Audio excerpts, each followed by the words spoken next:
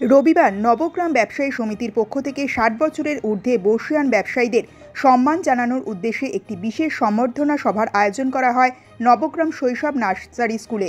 অনুষ্ঠানে উপস্থিত ছিলেন নবগ্রাম ব্যবসায়ী সমিতির সভাপতি প্রদ্যুৎ দত্ত, সম্পাদক মন্তেশ্বর মণ্ডল সহ ছাড়াও নবগ্রামের বিশিষ্ট ব্যবসায়ী সমিতির কর্মকর্তাবৃন্দ এবং স্থানীয় গণ্যমান্য ব্যক্তিরা। এই বিশেষ অনুষ্ঠান শুরু হয় সাধারণ সভার মাধ্যমে।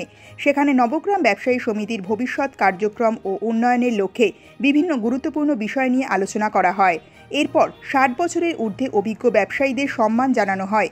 সমিতির পক্ষ থেকে তাদের মানপত্র ও বিশেষ উপহার প্রদান করা হয়।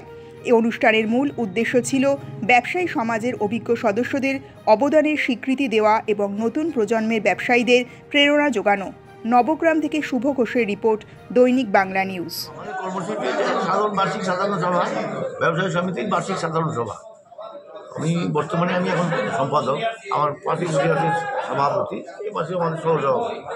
আমরা আবার প্রতিষ্ঠাতা মানে সমিতিকে যখন আমরা ৭৩ সালে প্রতিষ্ঠা করি তখন থেকেই আমরা আছি এবং এই সমিতির সঙ্গেই যুক্ত।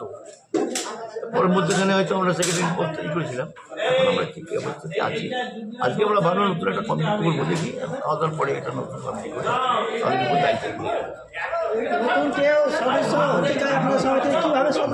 সদস্য দরখাস্ত করে আমাদের সদস্য হওয়ার নিয়ম হচ্ছে দরখাস্ত করতে হবে, আর তারপরে তার একটা পরিচিতি দিতে হবে, সার্টিফিকেট দিতে হবে যে তার এই কীরকম ব্যবসা করে কিনা, কোন ঘরে ব্যবসা করে, রাস্তার ধারে ব্যবসা করে না নিজস্ব ঘরে ভাড়া করে না ভাড়া ঘরে ব্যবসা করে। তারপরে সদস্যরা কি উপভোক্তা পাবে, তারা কি উপযোগী পাবে, উপভোক্তা পাবে তারা যারা সদস্য হবে তারা কি সুবিধা পাবে, ব্যবসা সমিতির উপভোক্তা বলতে তারা যত রকম সুযোগ সুবিধা আসবে, কোনো এমনি সরকারি কোনো দান হ্যান ত্যান প্রাপ্ত এইসব কিছু নাই।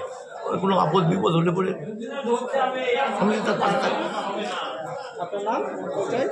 আমার নাম হচ্ছে মন্তেশ্বর মণ্ডল, গদাই, ডাক্তার গদাই। আমি হচ্ছে বর্তমান সম্পাদক।